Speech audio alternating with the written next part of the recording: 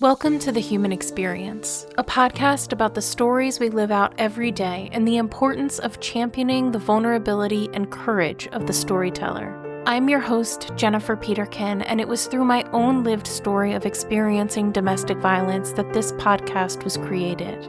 By traveling the globe and interviewing each guest in person, I am convinced now more than ever that stories have the power to change the world. Thank you for being here. In a world full of noise, to listen with intention is an act of resistance. Hi, friends. This is part 2 of Kirsten Dickerson's story. So if you have not yet listened to part 1, I highly recommend that you pause here, go back and listen to part 1, which is episode 111, and then come back and pick right up where you left off. Enjoy. So you did Raven and Lily for 10 years in Texas. Yes. What was the transition out of that?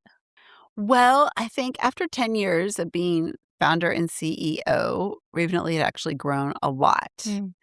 And really the reason I had started that company was more of the nonprofit side. When it started as a nonprofit before it became a social business model was because I cared a lot about women. And I really wanted to see like a way that you could have dignity for women and could empower them and use design, something I loved, and invite my friends that were in the design world to be part of it, which it was super organic how it started. And then once we transitioned it to a for-profit model, it grew a lot. So it was a for-profit model starting in like 2011 to 2018. So there were like 3 years it was a nonprofit and then 7 years.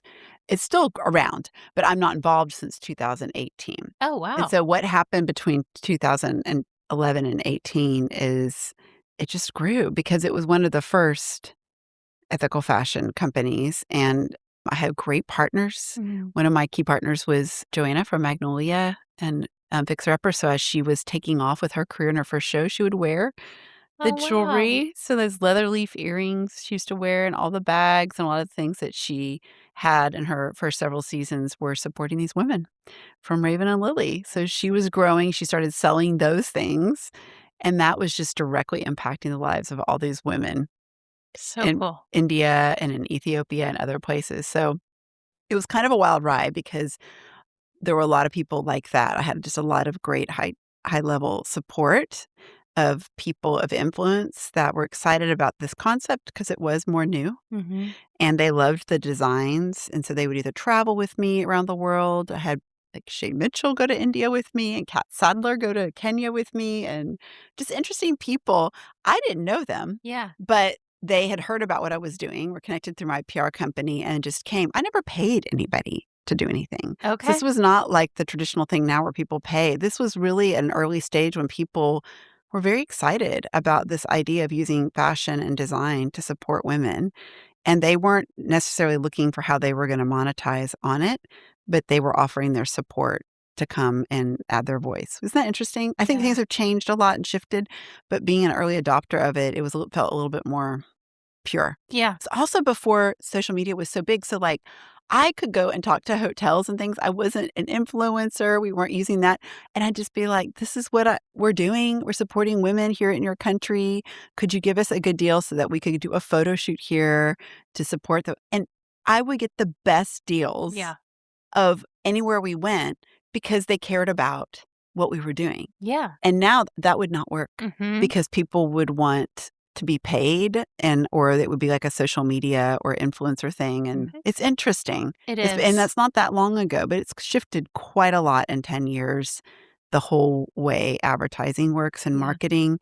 But thankfully, during the time I was doing it, it was a little bit more relational. Yeah. It was green. It was greener and it was more real and organic. And so it was really fun. I had so many people that would come with me and volunteer their time just to travel with me. My friend Tiffany would do all the hair and makeup for all of our photo shoots. I don't think I ever paid her once.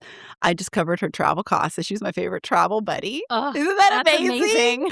And then my friend Melinda, who's a very established fashion photographer in New York. Oh, yes. I met her in Kenya. Yes, you met Melinda. So she's super established. And I cannot tell you how many times she's traveled with me and also done it pro bono if I just covered her costs because she cared about it. So I had that kind of people that journey with me because we were all in it for the cause. So long story short, in 2018, it kind of come to a point where it was so much more about running a business. And I'm good at launching things and starting things and bringing people together, and had helped to raise a lot of money and brought a lot of people. But suddenly it was way more of a pressure to have a traditional business that was going to also make money for the investors, which I had accepted investment, but my heart was way more interested in putting it back into the communities to grow them. And thought that by being a B Corp and a fair trade and all these things, I was being very clear about the mission. But in the end, I realized there were expectations that I was trying to meet of investors while protecting the mission, and it didn't reconcile for me. So for me, it didn't feel right. And it's not that to say that that's not right, but for me, it felt like it was a conflict of interest to grow a company that at its core was trying to alleviate poverty among women. And I had to worry about making people that actually, most of them being millionaires, making them money. And again, I'm not saying that it's wrong to be an investor, invest in things, but I think there's the right kind of social business to invest in and expect a return. And I think if there's ever a business that is specifically focused on caring for marginalized communities, you have to be really careful about the expectations of investors, even if they say they're impact investors. There's different definitions of that. And that word was new. That wasn't even a word. And so me describing to people like what they were investing in was so new. So I think it's just being an early adopter of things. And so I accepted that this wasn't working, and I was burning myself out, to be honest, trying to please both sides, and realized it was affecting me and that it wasn't the best for the company, and nor the all the women we were representing, for me to try to hold it all together. I tried to resign like for a year and see if we could get like a different CEO and I could step into like a founder place and just be a spokesperson, but it didn't work. And so I just finally had to just walk away quietly. I think people think I sold the company or something, but honestly, I just wanted it to continue. I wanted to continue to help women, but I didn't want to go into a conflict about it, but it was a big learning curve for me to realize what I really want to be a part of. So coming out of that, and I'm just saying like it was learning. I think I made mistakes, in the process because I got caught up in the idea of growing things. And I think I would be way wiser. And I always tell people to be very cautious about growth. Not all growth is good. And it's better to be sustainable and grow slowly and sustainably. And I think at that time, it was so exciting to be a part of what was going on that you just sort of figured it would all work out, but it caught up to me. So, well, and it's one of those things about being an early adopter is that there's no guidepost for you to say like, I'm definitely doing this right. I'm on the right track kind of thing. You're blazing the trail at that point. And so you kind of are figuring it out as you go along. So yeah, that totally makes sense. But I admire your ability to pull back and pivot when it's not right anymore, and not to just keep with something because it's outwardly successful or it looks really good on paper or you seem to have it all together from the outside looking in, but to say, you know what, this is not for me anymore. It was a complicated time. It felt like, because it felt like my baby in a way. But I think some of my identity had gotten wrapped up in that. And so that was like painful to separate from. And to also know that if I stepped away, I really needed to let go fully to try to stay in and control any aspect of it. We had come to a point where our values were so different, the board and investors, that I just had to accept that and hope the best for them in the situation. And that was hard. It was, painful. So painful in a way that I had to just kind of be quiet for a while and took like a deep breath about what to learn from that, what would I do different, and how do I want to move forward. And so I waited several months, and then in 2019, I so much wanted to continue my relationships with all those artisans and a lot of the nonprofits that I've been supporting for decades, honestly. So I came up with the funny idea, which is also now a trend. Why can't I do the same concept with travel? What about if I created a travel company that did good and launched that with the idea of creating tours that focused on artisans and conservation and, all the things that I care about, and visited the places that I knew well. And so I started a small travel company called the Fernweh Studio. At that time, I was living in Fredericksburg, which is a German town, and Fernweh means in German a longing to travel and I an have heard aching to it. see the Yes. world. So it seemed perfect. I love it. So, but it launched and we did trips to all kinds of wonderful places around the world that first year. And then in 2020, I did a tour to Cambodia in February and then a tour to Oaxaca, Mexico in March, and came home on March 14th and March 15th. The world shut down. Yep. So that little tour company closed because after a few months, it became clear this is an unknown territory we're entering. And I had, unfortunately, at that time, being a small tour company, I felt obligated to refund everybody that had deposits on the tours the rest of the year, but the hotels did not all refund me. And so it was a huge loss on us personally, but it was also a learning curve because the travel industry didn't know what to do. And so I just didn't feel comfortable burning bridges with the people that had. I'm more careful because it wasn't clear. Yeah. Because we just did it. That wasn't in any travel insurance. It wasn't in, there was like this, it didn't cover. Nothing was really covering the situation because everybody was panicking. Yep. Yep. So it was not a pleasant situation. So I was like, what am I going to do? I had also that year just become my husband and kids laugh at me because I'm very proud of this, that I became a certified Texas master naturalist. Okay. You're going to have to explain that actually to me. Well, it was no easy thing. It was like being a part of a group that I had to do all kinds of study and volunteer. It's through Texas A&M. It's an official certification to be a naturalist where you are, I am by no means an expert, but somewhat of an expert with all things ecology in Texas that has to do with like birds and flowers and trees and everything. So I would do a lot with, butterfly counts and bird watching. I would lead hikes at Enchanted Rock. I was like an official volunteered like ranger. Love it. I am trying to picture it. No, I mean, I had like the nerdy hat. I mean, I was full on.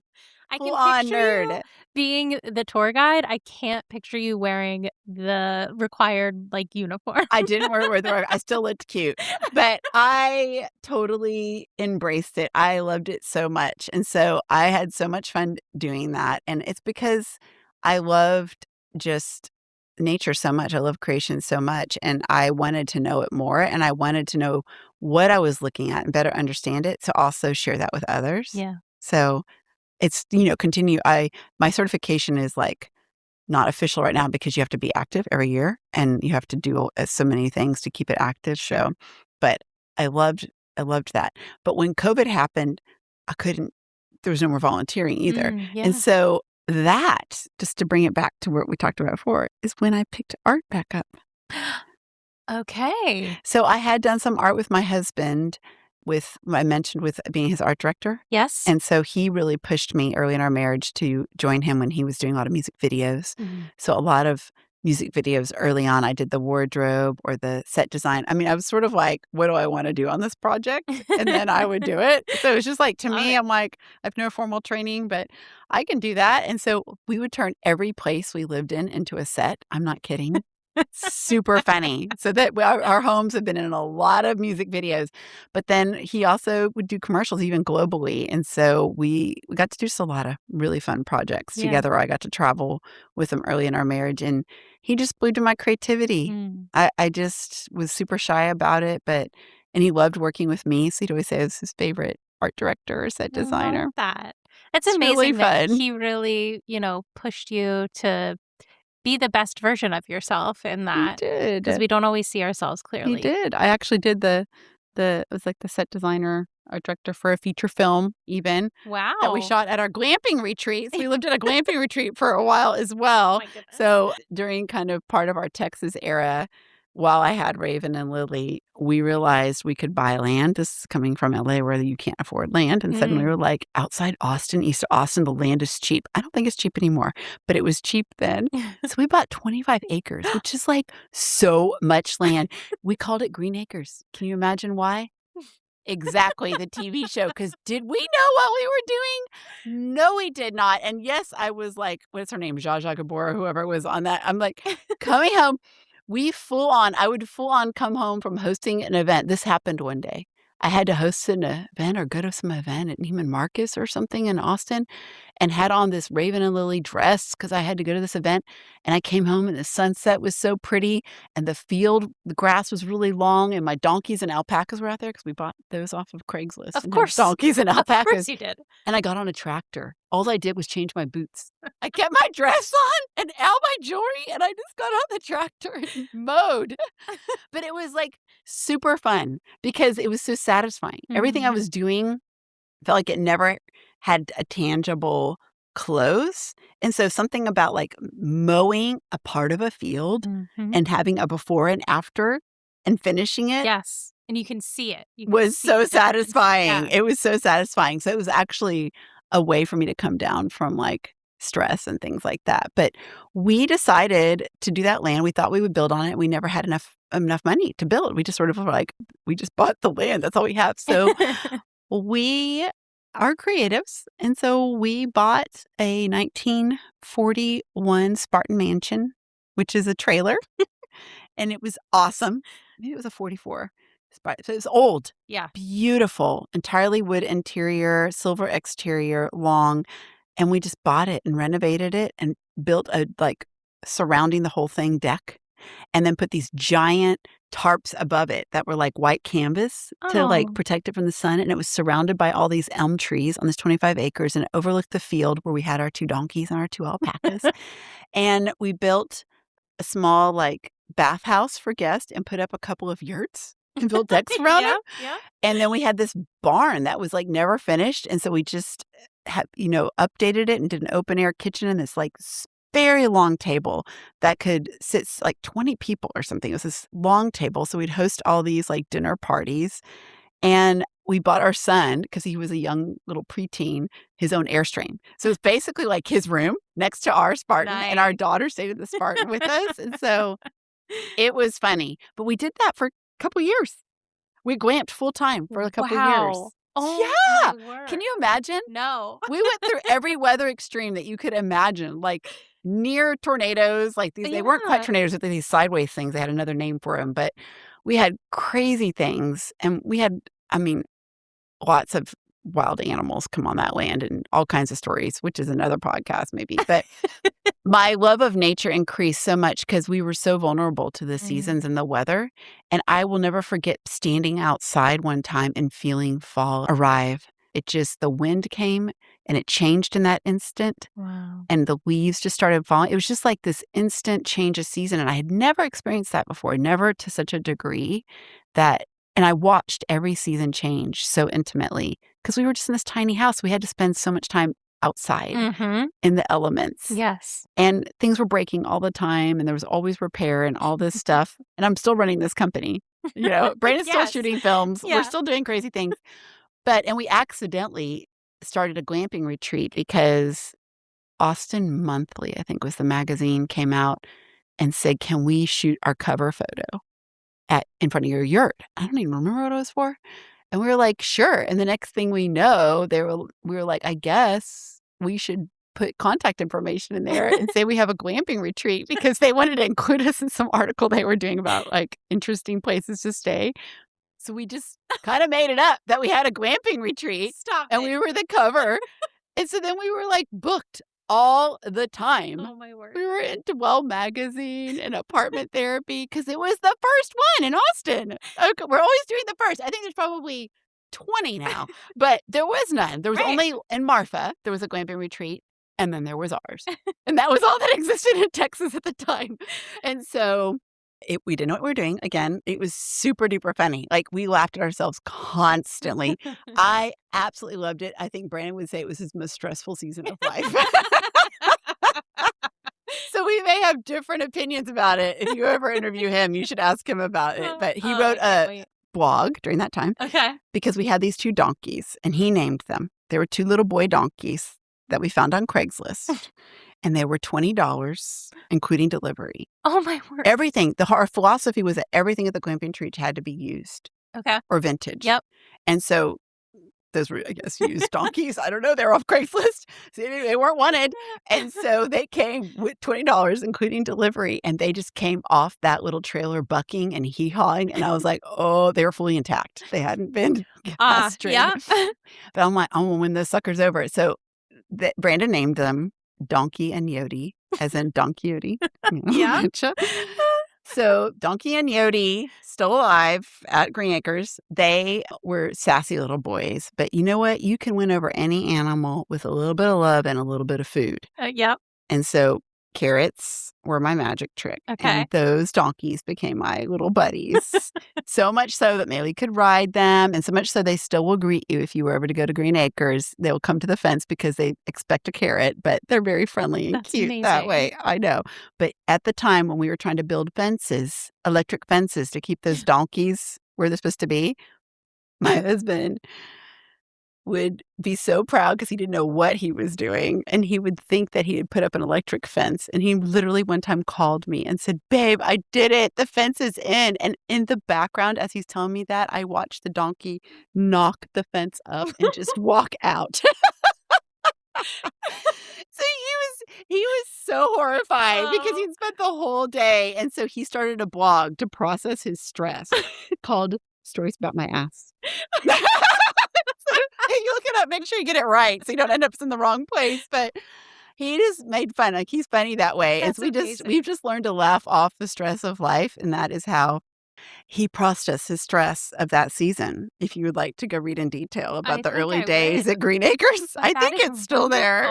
We'll have to get it for you if it's not still there. But that, that was quite a season. So I don't even remember why I brought that up. Why did I bring that up? Because it's part of your story. Crazy, amazing life that you've just taken so many opportunities as they come. I think Brandon's the 7. I feel like I might be a 7 too. But if you know Enneagram, somehow we work well together. He has we both have crazy ideas and I get things done. Okay. So then we actually move somewhere. So you do that. And he's fun. So maybe it works out. So I never get too serious. That's good. Yeah. But we have to keep up with each other. But he's always been super supportive of my love of nature. And he knew that I really loved nature. Mm-hmm. So I think that was part of what he thought would be a joy, for us. And we really love the idea of trying to live with less and living simply. So it was almost a personal challenge to just see, I'm running a fashion company and my closet is 1 foot long. Mm. What do I need? Yeah. And I have a couple of drawers. Yeah. 2 years. That's wild. I know. So I just had to be very thoughtful about what do I really need and how do we live like this? Mm-hmm. And I mean, that part of it we both loved and we still love. We've sold everything we own 3 times, I think. Wow. That's a lot. Yeah. To sell everything you own. And then we've moved in those 3 times. It's because we moved somewhere. Once it was to the glamping retreat, we sold pretty much everything we had, and the few things we kept, we put in guest rooms and things. But no, the first time we did it was when we lived in Hollywood. We sold everything we owned. Anyways, we've just done that several times. We bought nothing new. We sold everything we owned, I think 2 or 3 times, and then we've done a year of not buying anything new. Yep. So we've done both. Yeah, extremes. But because we kind of have to, because we're as susceptible as anyone to thinking you need more or not being satisfied. And I think that's always helped us just be content with less and learn to live simply and not worry and not compare and be creative. I think it's so fascinating and wonderful that the two of you and Brandon, both lead these incredibly exciting, wonderful, amazing lives where you have had so many opportunities, you've invested in so many different things, and yet you still have this philosophy that you abide by. And I think it just proves that you don't need to be a materialist or a consumer of things to have this wonderful, fantastic adventure of a life. It comes with its own challenges. I'm sure. But it kind of aligns with why I follow the Franciscan path I mentioned earlier, because there's kind of 3 core tenets of it. And one of them is to live simply. Mm-hmm. And so we already trying to do that, but it gives you a sense of direction and formation and rule of life. you do your own rule of life within it, but it helps to define like, how you're going to spend your resources and your time and your talents, that sort of thing. And to recognize in solidarity with those that have not enough to survive. When I started Raven and Lily, it was with that group of volunteer designers that kind of was born out of the church I told you about in Hollywood. And we called it Raven and Lily. We came up with the name together. And it was inspired by Luke 12, where Jesus says to consider the ravens and how they don't have to sow or reap or worry about anything, and how much more valuable are you than birds. And to consider the lilies. If God's going to clothe a field of grass with beautiful lilies that only last a day, how much more will he take care of you? And this, it goes on and on. That's just my summarized version. But this idea that we're called not to worry about what we eat, what we drink, what we wear, and to consider, to look. Consider means to look deeply, to consider God's creation in birds and in ravens, and to know that he wants to provide and take care of you. We realized that as Westerners, we were worried every day about what we eat, what we drink, what we wear, mostly in our situation for us, because we're comparing ourselves to each other. We're in Hollywood. We're worried about it for the wrong reasons. And these women that we were thinking of starting this company for are literally worried about it. And some of the early women that we supported were also based in the U.S., like homeless and immigrants and things like that. So, it's, they were worried about what they eat, drink, or wear for survival. And somehow if we could connect women to each other, maybe we could learn to trust God more and share our resources, and so we would have a fuller understanding of what that provision is supposed to be. Yeah. And so I think that for us as Westerners, it's often letting go and sharing in order to trust that God's going to take care of you, and not hoarding and not being fearful. Yeah. And for others, it's that just very basics of life that there is enough. It's just not distributed. And so there is a need for connection, but there's so much for us to learn about being content with less as well. So that was kind of the essence behind it. I love it. Isn't that interesting? Yeah. It sounds pretty, Raven and Lily, but it does. Yeah. And as I've grown in my love of nature as a master naturalist and as a Franciscan, I think that idea of slowing down and considering creation, taking deep, long, loving looks at God's creation is very healing. It can help de-stress. It can help de-escalate stress and anxiety. And there's so many lessons in God's creation, just every season, every plant, everything. There's a Elizabeth Barrett Browning poem. I think it goes like this. I'm probably misquoting it, but it's like, every common bush is a fire with God, but only those who remove their shoes can see.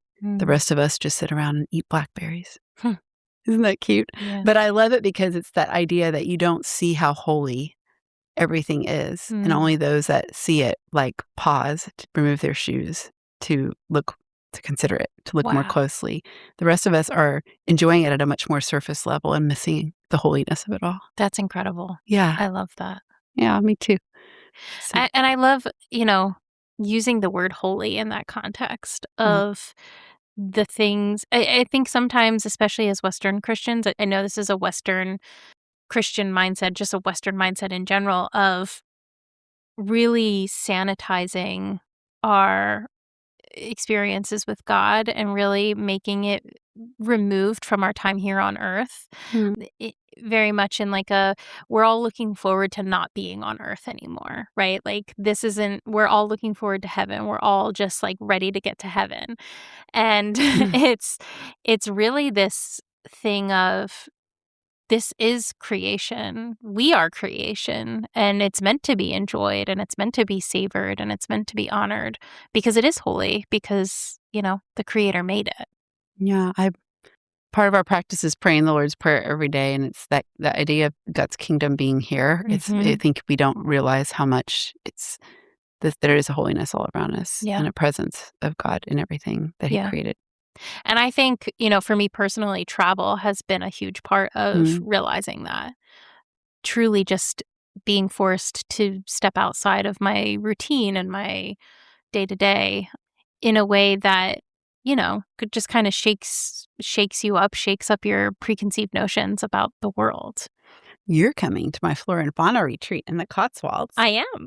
And I'm excited about that because you've been with me and traveled with me, and you kind of have gone through the process that I take people on a global tour, but you haven't gone through a flora and fauna retreat. I know. I'm So, excited. It'll be good because I think you'll like what I'm saying makes sense because I think having like a long weekend to go through this practice of like slowing down and enjoying like the intersection of creation, creativity, and contemplation. Yeah. Within a community is like something really beautiful that I love sharing. Yeah. I think you're going to love it. Me too. So, and kind of to bring us back, like when I had, that Fernway studio and then I had to close it and then started doing art during COVID. It was during a time where my husband was also in a transition. He had been the director of Lady Lodge for a few years. And so that was why we were living in Fredericksburg during that time. Lady Lodge is not Lady Lodge, laity, Laity. But it's a beautiful ecumenical retreat center in the Texas Hill Country on the Frio River. It's one of my favorite places. I went to the kids' camp associated with it growing up and had no idea there was an adult retreat center there. Because like when you're a kid, you don't, right? So when we first moved to Texas, Brandon was invited to, I think, photograph or something. And so he went and was like, what? This is amazing. So it became a regular practice for us to go on retreats there. And then eventually they asked him to be the director for a few years. And he would host like film retreats and creativity retreats. But it's an amazing place, and it's not like advertised. It's kind of you just have to know about it, but anybody can sign up to go. But we had to live close to it. So that's how we ended up in a small German town in Texas. And during that time, it was, it was an interesting time in the world. It was during Black Lives Matters. It was during the first presidency of Trump. It was during COVID. It was just like a lot. Yeah. was going on is a good word. During those seasons. So we had moved there, I guess it was like 2016, 2020. And then it was like transitions. It's just a lot of transitions were happening in that season of life. Let's just put it that way. So during the COVID era, I just painted because I couldn't go lead hikes. I couldn't go out and do the bird counts. And I thought, I haven't painted since I was a child. I did the art direction, all that. Yeah. And so I had forgotten how much I love it. And I would sit there and I would realize the whole day had gone and I had been painting. And I think that is like something I have rarely experienced where you get so lost in something. So there was something in me that was coming back alive. And then I started posting some of my paintings on Instagram sometimes. And then people started buying them all and doing commissions. So those months, like some of our income came from my art, which was so random. But it was also such a gift during a time because we were both in a transition wondering what was next. And it was during that season that an organization called Tirza International reached out to me. And Tirza is a nonprofit. It's a global nonprofit that works with this beautiful network of female global leaders that are fighting injustice against women from a Christian context. It's probably the first organization that I can think of that's been like that. It started in the 90s.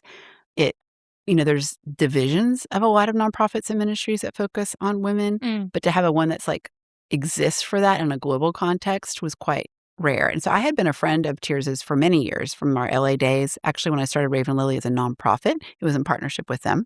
Oh, wow. So they were called Women of Global Action back then. And then they changed their name to Tirza. And they asked if I would consider being president. So they knew that I was free. Like we see you put and they saw me doing art. They're like, she's free.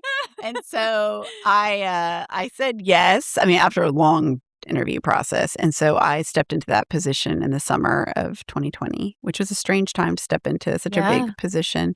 So I had to meet all the global leaders and start fundraising and casting vision for that organization from a computer for the first year, which was crazy. But for 3 years, I was the president and helped to basically relaunch their branding, their website, and then identify new leaders, launch a global microenterprise program and a global emerging leader program and sustainability projects. So it was a wild ride. Yeah. That's the season that I met you. Yep. And you got to see it. You stayed at the retreat center. One of the sustainability projects was during COVID in 2021 to renovate the Home Care Kenya Retreat Center in Karen. If anyone's been to Kenya, it's outside Nairobi in a beautiful neighborhood. And it had been a prayer retreat center, but was quite outdated in its decor because it was mostly made out of donations. And so it was like very kind of dark and brown and not great. But the potential was there because they had beautiful gardens and all. And so we thought the retreat center helped fund work in a Kibera, an informal settlement. And Nairobi. And so we thought, like, if we could help renovate it, it could become a sustainability project for this organization that was run by one of the global leaders. Her name's Judy Mbugua. And it would give a chance for her to then have a place for people to stay, serve lots of people in ministry, both locally and internationally, but then give back to the work they were doing for marginalized women and children in the Nairobi area. So that was a fun project. We basically renovated the whole thing with volunteers and artisan goods. And so it was such a fun challenge. It was like 26 rooms and like all these places and gardens. And so it gave me something very tangible to do even during COVID because I could get into Kenya and we could get there and we could still work on things. And so I had fun as a president because I got to do what I love, which is helping to cast vision, to launch new things, and then to meet all these global leaders that have been like heritage leaders in their 70s and 80s and then work with them to identify the next generation of leaders who are more in their 40s and 50s. And then those leaders helped identify people that would help mentor and run this emerging leader program. So this is like 37 countries. I mean, it was like a big endeavor, but a small little team on the U.S. side and really strong little donor base and great board to work with and great team I got to build both, locally and internationally. So I loved it. So I did that for 3 years. And it was during that time I got to go back to some of the artisans I know and work with them to help both with the retreat center, but we also did like a little bazaar for a while just to help people know like this is Tirza, because it was a great way to introduce people to the world of Tirza, to host like little parties that supported some of the artisans connected to these communities. But really it was about these amazing women leaders, giving them a platform to meet each other and to learn from each other and to get access to connections, funding, that sort of thing, so that their vision and their dreams as leaders for women could be realized.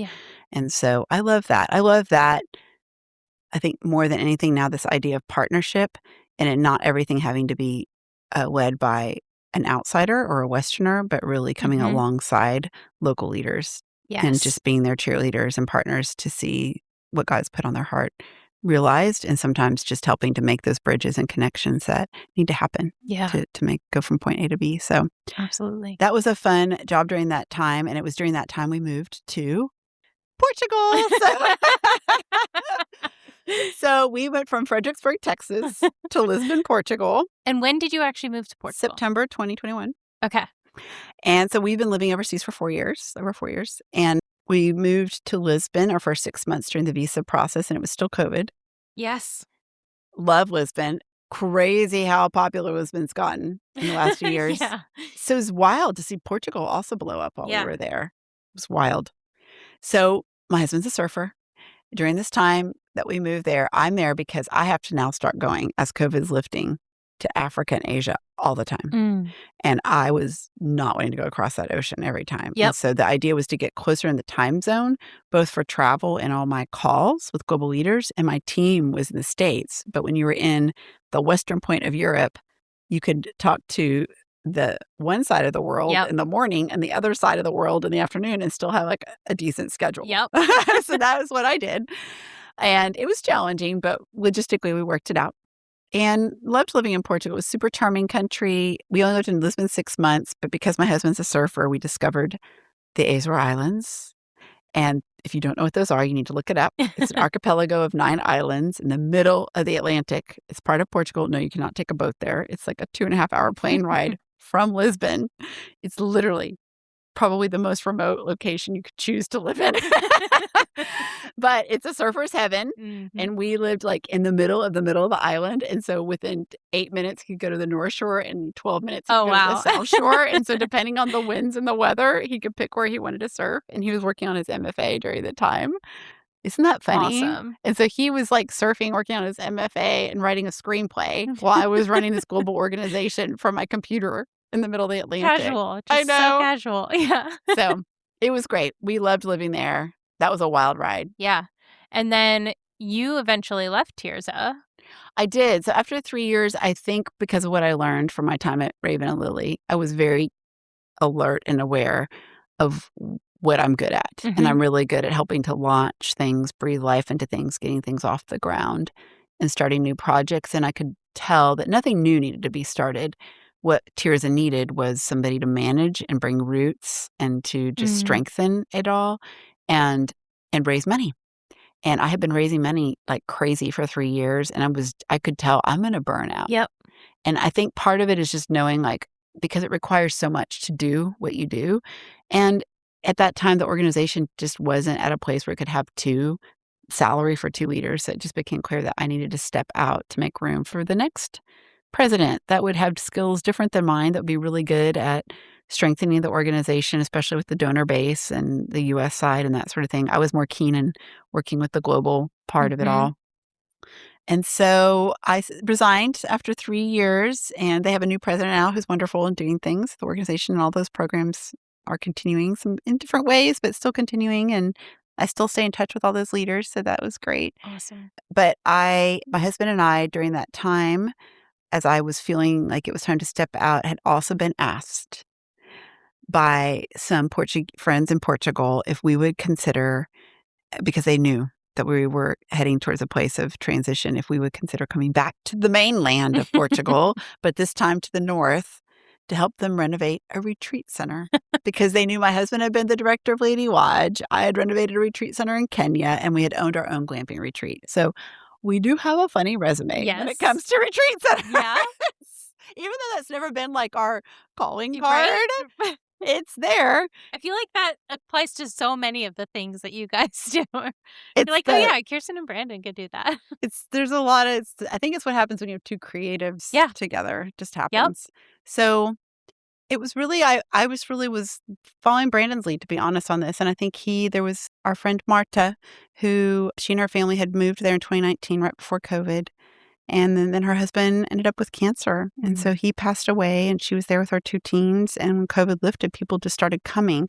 But you have to realize they were coming to a retreat center that had been a former children's home and had never been renovated. Oh, wow. But there's no ecumenical retreat center. There's a few Catholic ones, some kids camps, but no retreat center that's affordable for people in Portugal. So Brandon met with her and was really moved and felt like, she's a recent widow. She's a lovely person. We know about retreat centers. We could help her implement the strategies, the structures, and renovate. And so we agreed. We went and visited a couple of times, and then we just felt called to do it. So we said yes and moved back to the mainland onto a vineyard and farm in a tiny village an hour outside of Porto on the Douro River in the Vinho Verde region. If you know Portuguese wine, it's the green wine region. And helped to renovate the entire retreat center on a dime. And so it's mostly funded by friends and volunteers and a lot of creativity and paint and flowers I pressed and things like that. But, I mean, I had to get creative. They just had no money. Oh, yeah. And so it was as creative as I could get to make it look beautiful and feel comfortable. And again, work with as many local Portuguese artisans as possible. And also get to do things like the butterfly garden and help work in the organic garden there and host our first flora and fauna retreats and welcome guests from all over the world. And when we had the wine harvest, have people come help us with that. It was just so fun. And my favorite project there was a chicken coop at the top of the hill. It was terraced. And it was a stone, like an old stone chicken coop. And it was in a cork forest, small cork forest, with a stone wall that looked like a concentration camp because it had so many barbed wires and but it could be beautiful. And so I convinced nobody ever went up there, and it was the most gorgeous view. I mean, just breathtaking sunsets and just when you got up there, you just wanted to sit and pray. It was the most beautiful place in the whole village. And then there was this little quiet corner with trees and this little stone chicken coop filled with the excrement from not just chickens, but also the sheep that were on the property that would also go in there during the rain and stuff. So it was a cleanup. But with the help of some volunteers, we got rid of all that wire and all that barbed and cleaned up all the debris in the cork forest part, and then cleaned out all the cobwebs and all the gross stuff that was in that chicken coop. And then just very simply used with volunteers things from nature to create a big cross, and had benches, and we made lights and all these things. And it became the most humble, beautiful chapel. Wow. And so it's this prayer chapel, and they hold communion services there, and little people go up there and pray all the time. And I think it's the favorite spot of most people. Wow. And when I was doing it, I thought about St. Francis and how he like renovated San Damiano. And like it was such a funny process to like be like on my early stages of my Franciscan journey and then be like renovating and not really knowing what it would be. But what it ended up becoming was literally like where they host little chapel services. Wow. I That's so know. cool. Isn't it cool? So we did that for a year and a half. And when we finished renovating and had helped kind of launch the website and the systems, and it was a lot, Brandon did a lot of behind the scenes stuff. I did a lot of the fun. I wanted to just be in nature, to be honest, since it was kind of also recovering from all the crazy of leading tiers that gave me a chance to be creative again. Yeah. And when we had finished all the things we said we do is when we knew it was time to be open to what was next because we didn't want to stay. It's Portuguese owned. Yeah. It's a Portuguese ministry. We needed to step out and let Portuguese come in and take our spots. And Marta is still there as the director. And there's a wonderful couple, Brazilian and Portuguese, that now moved into the house we were living in and are running it with her and other local staff. So it's really great. And I think that's what it should be. So we just kind of came for the interim to get it to the next phase, Yeah. And people from all over the world are coming to stay there. Definitely Portuguese, but also all over because it's super affordable and beautiful. It's humble, but beautiful. So we did that. And then it was about a year and a half ago when my husband found the opportunity to come here to London to teach film. And it just felt like that was a great next step. He really loved the school here that focuses on underserved and underrepresented youth in London. And so we found ourselves here. I was like, what? Farm life to flat life? I was like, okay, like this is definitely a move for my husband. It was hard. Yeah. I was like, I loved that farm. Yeah. I loved living there. And I was like, oh my gosh, we're leaving Portugal. We could have been citizens if we stayed another year. I was like, what's happening? Why are we giving this up? But it felt like it was the right time to leave. And there really wasn't a reason to stay in Portugal. So we needed to see what was next. And so we came here. That's where we are still. And I actually love London, if I'm honest. Yeah. And did you know that London's a forest? Technically? No. Yes. There's so much green that London technically qualifies as a forest. Oh, that's so interesting. There's so many parks. And like you saw the trees in the street I live in. You see my backyard there. It looks like I live in a jungle. Kirsten would find the one flat in London that's basically like stepping out into a jungle. Listen, I didn't even get to choose this. Brandon had to come without me. And he had to pick this flat. How risky is that for a husband to pick where you're going to live? But, did a good job. He knows we could make do with whatever and make it feel like home. So we did. And he knew it had a garden and I would be happy. Yeah. And there it is. It had the garden. Well, while you were at the retreat center, you launched another project. I did. I skipped over that part, didn't I? She did. So what am I doing? Yeah. Just a tiny little thing. I know. I did. Much. Yeah. So coinciding with our era it's called Refugio in Portuguese, which I'm terrible at Portuguese. Forgive me, anyone who knows Portuguese. But it means the refuge. But while we were at the refuge, we started Artist and Nomad, Brand and I together. I'm really at the head of it now, but Artist and Nomad. So artistandnomad.com. Kind of sounds like us, doesn't it? After you heard all this. Just a bit. It's basically was housing our retreats that we started doing at Refugio, and then the tours that I wanted to bring back that I had started doing when I had the Fernway studio, but wanted to revisit it and specifically do tours that focused on craft and culture, and wanted to go to the places where I had all these deep relationships, which are India, Kenya, Morocco, Portugal, and Oaxaca, Mexico. And now the Cotswolds as well. But the retreats are both flora and fauna ones, which focus on like a short retreat where you look at psalms and parables and creation and creativity and just inspiration for the seasons. And I have a little meditation book I wrote, and we go through that. We usually have a guest artist and take watercolor workshops, lots of hikes, farm to table food. It's a wonderful little time. And then the craft and culture ones are more intense experiences in another culture. Yeah. But the idea is that you learn from locals and as much as possible are practicing a regenerative form of touring, which means you're giving back and leaving not exploiting where you go or people or places, but actually contributing to making it better by staying at impact places, by supporting NGOs and artisans and other things like that. So, and then learning from locals, that kind of thing. So that's what the tours are about. And they usually lead to people staying in touch and like with organizations they meet, continuing to give to organizations, continuing to support artisans, and honestly reevaluating like their role in the world as a privileged Westerner and consumer to live with more intention and thoughtfulness and mindfulness. And I think it's good. Yeah, people are inspired by the places and the people they meet. So I love hosting those. It's a lot of work. Yeah. So I do that. And then this year it's added film. And so now I'm directing a documentary, my debut documentary. My husband's producer, director of photography. I'm director, producer. It's a feature-length documentary. It's got a rough cut already, and we're trying to fundraise to finish it. But we're entering into festivals, and hopefully it premieres at a festival in February.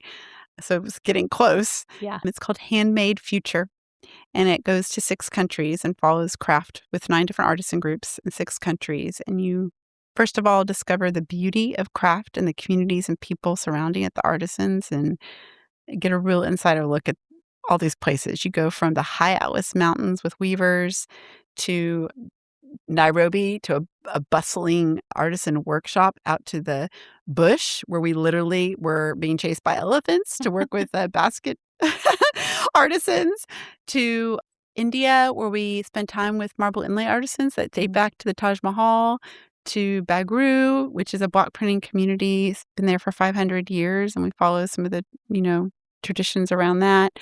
Then we go to Oaxaca, Mexico, and we spend time with the traditional candle makers as well as backstrap weavers. And then we go to the Cotswolds with an emerging slow fashion designer.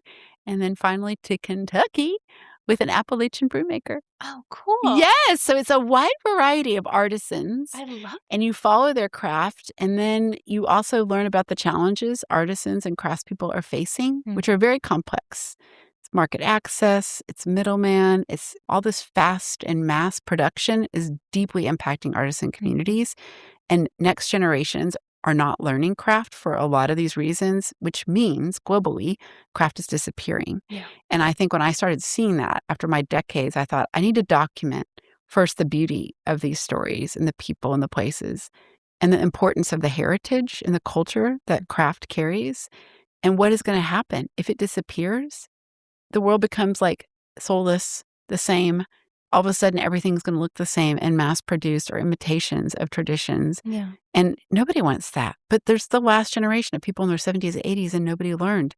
And so when they're gone, those traditional crafts are gone with them. Yeah. So that's happened a lot in some places, especially even Portugal and places like that. But we wanted to kind of document what's happening, but then also show you inspiring stories of artisans and people that are doing things to preserve craft and the culture and the heritage. And really, it became a story about how craft reminds us of beauty and brings beauty into our life, but also in a time where there's so much discord and disconnection. It's a way for humans to reconnect through craft. And so there's beautiful stories of human connection and beauty. So amazing. Yeah. So that's been a big endeavor. Yeah. And then I run the nonprofit arm so I do the tours, and then I'm also selling crafts. I'm opening a store here in London the month of December, just as like a little test store, and it's selling crafts from other artisans in the documentary, and also the artisans that benefit from the Artisan Fund, which is the nonprofit arm of Artisan Nomad, where we offer mentorship and consulting for artisan leaders. So I really felt convicted that as a former owner of an ethical fashion company, that so many talented artisan groups and leaders should have direct market access, and they shouldn't have to go through a Westerner to own the company and produce through them. Why can't they go directly? And a lot of times there's just this need to have the connections, the knowledge, and the guidance to know how to do that. And so I've come alongside this last year and helped fundraise to cover the cost to get some of these artisan leaders to develop collections, to know how to curate them, develop line sheets, how to take it to market, how to communicate that, how to, all the things. Yeah. So some of them are launching at Shop Object in February that I've been working with for like a year and a half. But it's super exciting because I love that opportunity to just be a partner and then also be a buyer. So I'm like, I'll be your first buyer. So literally, they're testing these collections that we've been working on with my little storefront. Like it's a test store, so it helps benefit them. And then locally, the sales not just go back to supporting, the artisans from the sales, but are also going to fund food for people in London.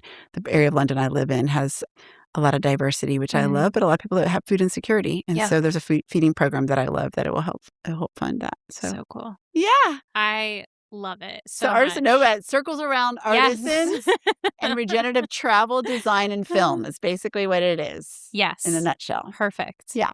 I mean, I'm a big fan. Thanks, Clearly. Jen.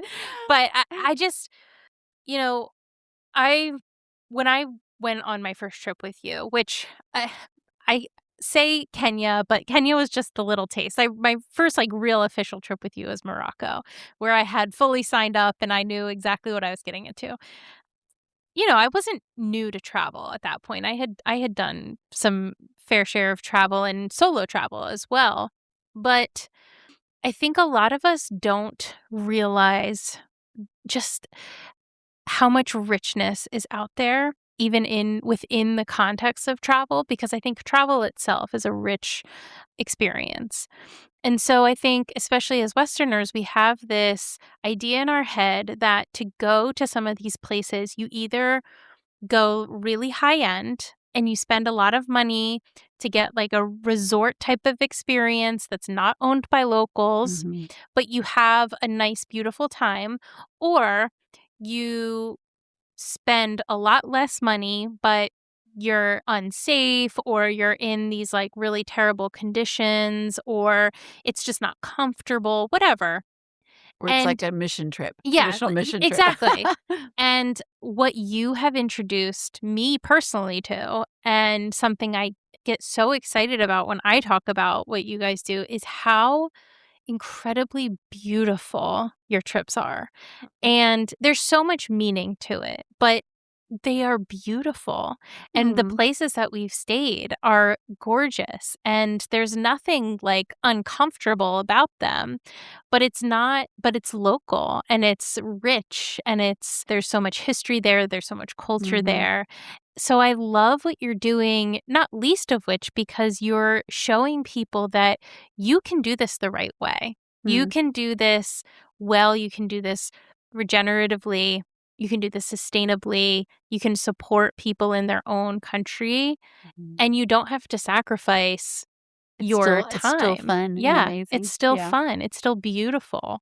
You're still going to walk away feeling like, I can't believe places like this exist. Yeah. Because that's how I walk away every time. I'm like, this is amazing. Yeah. I'm so glad. I wish everybody could go on a trip with you. I know you're only one person, so that's not possible. That's actually why I did the documentary, because it was after one of the Morocco trips a year ago, October. At the end of the trip, that's what they said the last night. And I was like, that's so much pressure. Because and they were like, why don't you write a book, Kirsten? And I was like, I don't want to write a book. You can't write a book and explain artisan craft. Yeah. But that night I couldn't sleep. And I had the vision for doing the documentary. I could see the whole thing. And so at breakfast the next morning, I was like, I thought about what you said. What if I made a documentary? I didn't even finish the word. And they all jumped up from the table and said, yes, do that. And they were some of my first donors. That's amazing. For the documentary. Yeah. So and I'm sure Brandon didn't hate it either. No, he came home and he was like, what? Because I came home and was like, I'm going to shoot a documentary. And he's like, wait, what? He was so supportive from the beginning, but I think he was also kind of laughing and smiling. But then he's like, oh, she's serious. This is a big thing. I'm going all over the world. And so I pulled him in. Yes. He basically would say he felt like he was a lifeguard and watching me. He knew how to swim, but doing a dive into the deep end and not being fully competent. And he jumped in, but he's at the same time teaching me. He's been really supportive and sweet and not. He could be uncool about it if he wanted to, because he's the director in the family, but he's never been like that. He's just been so proud of me and supportive and helping with the production side, which is really helpful because I don't know a lot of the post-production and all of that. And so he's been helping with that. And then he shot a lot of it. So cool. Which is so fun. Yeah. So it's been a project we did together. Yeah. I think we always wanted to, but never really knew how that would work because what else would I do besides art direction or something? Yeah. So this has been a really funny thing. So fun. It is. I remember being in Morocco with you and happening upon this store where this old man was weaving, and his son was there, and I forget who was with us that was touring with us, but they were translating for us and explaining that this style of fabric had gone out of style for many years, and the government had subsidized this man's workshop so that he would keep making the fabric. But it happened to become popular with some celebrities, with some Western celebrities, and they started buying it, and it became popular again. And so now, like, they've continued to teach the generations, but if the government hadn't stepped in Mhm. and made that possible, it would have gone It would have by the disappeared. wayside. Yeah. Yeah. And I think one of the coolest things for me personally has been learning how serious that really is. Like, how much of our cultures around the world and how much of what makes us human and what makes us Absolutely. creative and wonderful is so easily erased. And Well, if you imagine, Jen, all people since the beginning of time, since recorded history, of every culture and every place in the world have looked at nature and have looked at nature and decided to make things that are both beautiful and useful. Mhm.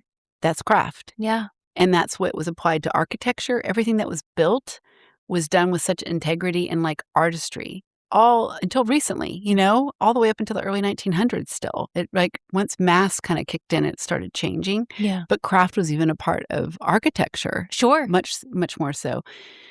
It's always been there. And so craft always was a reflection of the nature where people lived, how they saw the world, the colors around them learning to use nature to make dyes, and then putting patterns in things that meant something to them. And so that's what's so beautiful about it is like this creativity of people all over Yeah. the world from the beginning of us having any sort of history of objects. You can see this was like a global way that humans have reacted and done things. Yeah. And so the idea that these centuries of craft are disappearing is like a travesty, to be Yes. honest, and it is directly connected because we've become so disconnected to the human side of how things are made. Mhm. And as we continue to feed the mass-produced and fast-produced machine, it's very easy to go to the big stores and find cute things and buy them for cheap, but you're very disconnected from what that's doing, Mm. to how all fashion has a hand in it, but that doesn't mean it's all good. And so, like, knowing how people are treated in the process of anything that you own is actually really important. And like, what is it made of, and how's it impacting communities and the earth and all of that. And I think craft is, connecting in such a human side because it connects directly to the culture in a way that makes the world so much more beautiful. And when I think like, why do we like to travel? Because it's amazing. You fall in love with the textiles. You fall in love with the pottery. You fall in love with the architecture. Well, that's all going to become historic Mm. if it goes away. And that in the world, then when I see like what's being built around the world now, it all looks the same because social media and trends are influencing each other in a global way Yeah. that's never happened before. Yeah. So it's definitely at the early stages of it, but it's happening quite quickly. And I've just had a firsthand eyewitness of it because of what I've done Mhm. the last several decades. And so I hope this documentary honors artisans first and foremost, but then it also impacts artisans globally, that people, but that the viewer would be inspired.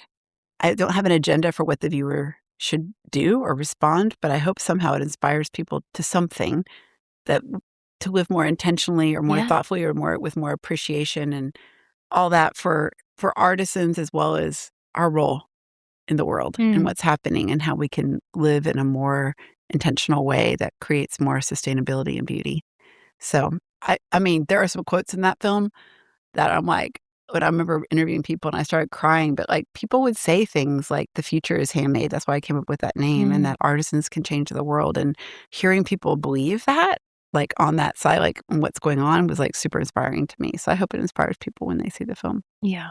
I'm so excited to see it. I'm so excited. Our editor is a guy here in London, doesn't know anything about craft, right? Like, this is like, and he and my husband are like so on fire for this whole thing. So it's like good that the guys are coming. Yes. Like, it's not a girls thing too. 'Cause I think the No. word craft, people are like, huh? Yes. But it's not like that. It's The just different. connotation Yeah. And it's not is- just women in this documentary. It's a wide variety of old and young, Yeah. men and women, whole families. It's a story of generations. Yeah. So But I love how you defined craft too, because I do think there is a connotation of arts and crafts as like, mhm. something that happens in elementary school at VBS and whatever. And it's there, as you've said, from the beginning of human history, we have been doing this. And it's like a lot of my mission with this podcast is, from the beginning of human history, we've been telling stories. And so we can't let that die out either. If we let that die out, then we let our humanity die out, right? And so I think there are so many people that recognize that this is so worth holding on to and valuing and treasuring and protecting. I think so. When we value it, it sends a message to those younger generations. Mhm. It really does. Yeah. So I'm excited. I'm excited for I know it's so much on you too. Like you have been burning the candle at both ends. right now, I'm just like praying for miracles for the fundings. We're down to a deadline of needing to raise money to finish it. And we don't have any more funds. We don't personally have any other funds. And Okay. so our editors even just been doing it pro bono until we can raise some money. But we have to do like the sound mixing, color, score, like we have to pay other people. Yeah. So it's just that reality. We did as much as we could with our resources and our talents, and now we're at that point. So this whole film will be done for around $200K, which is quite low for a feature film. That's incredible. It's because I know how to run travel companies. And so in 6 countries, I was like, I know how to work the system so that we don't have to spend too much money. Yeah. And I have people we can stay with and blah, blah, blah. Brandon and I did it. So a lot of what we did, we could give a lot of our time. Yes. And then, yeah. So we just both know how to use what we brought that to the film, basically. Yeah. So. Well, it is truly a labor of love. Mm-hmm. It is clearly both of your hearts on display. So. Thank you. I'm excited about it. Yeah, me too. And we will absolutely link to whatever's available when we launch the episode, but we'll link to your website at least. But, whatever else is available at the time of release of the episode. So, well, I don't think the movie, you have to come to a festival next year. Perfect. So the movie is just going to be at festivals and events next year. And then we're hoping for distribution after that. Well, we'll post the festival schedule then. Yeah, so you can sign up. So fun. So fun. So I do have a question that I ask everybody at the end of each episode. Uh-oh. I don't know what the question is. What is it? Haha. It is, through the lens of your experience, what does compassion mean to you? I've always understood compassion as identifying at like a gut and soul level with the suffering of another. And so it means willing to give up something of yourself and enter into the suffering and the needs of somebody else. So I think empathy is just the feeling, and compassion requires a surrender and a giving up of something of you in order to really understand and contribute, and showing love in a very tangible way. But usually it requires something. Yeah. Yeah, I agree. We keep removing ourselves from the responsibility of being in the world and being in community with people. But I agree. I think to be human is to live in that sacrifice and to kind of lay yourself down to a certain extent for those around you. Yeah. Yep. Awesome. Good question. Thank you so much. We are Thank definitely going to have to split this episode into 2. But honest to God, I'm so happy about it because I learned things that I didn't know about you. But your life is truly a roller coaster and an amazing, like, I'm just picturing like a Monopoly board and just like the pass and go. Like, just keep pass and go. Keep taking the next turn around the board, the next opportunity. I love it. I think it sounds nutty. I mean, what's so funny, Jen, is that I told you, like, oh my gosh, I'm so long-winded. I've done lots of interviews and podcasts over the years, but no one's ever asked me to tell my story. So there's a lot to tell. Yes. I'm so sorry it was so long. Don't apologize. But that is a great visual. The pass and go. Just keep pass and go. Yeah. But, I will say that I don't, I think the lifestyle is unique and it's not how we thought. We're not intending to sound like and look like we're wild, crazy adventurers, but I think we're in tune with each other. Brandon and I have a very happy marriage and friendship. 28 and a half years. It'll be 29 years in March. It's a long time to do life with somebody. And we pray together every day. So every single day. And so that says a lot, I think. And I think somehow that's helped keep us on the same link because we're both connecting and listening and praying together to be able to say yes. We've both known. I don't feel like we've ever forced somebody to do something the other didn't want to do. And sometimes we make decisions for me. Sometimes we make decisions for Brandon, but we both knew. Yeah. It's just like that gut feeling that this is the right next move. And so we had always been able to do things in a place of faith and trust and confidence without having to know all the answers or the resources or how this will work out, which is a hard way to live, but it's also freeing in a way. So we've been able to do it that way. It's not to say there's not been moments of complete stress, but we've had to learn to live by faith pretty much on an ongoing basis. And we are chosen not to lean into just making money and more comfort for ourselves, but to live this way. But I'm grateful for a good partner. Yeah. And I think somehow that partnership is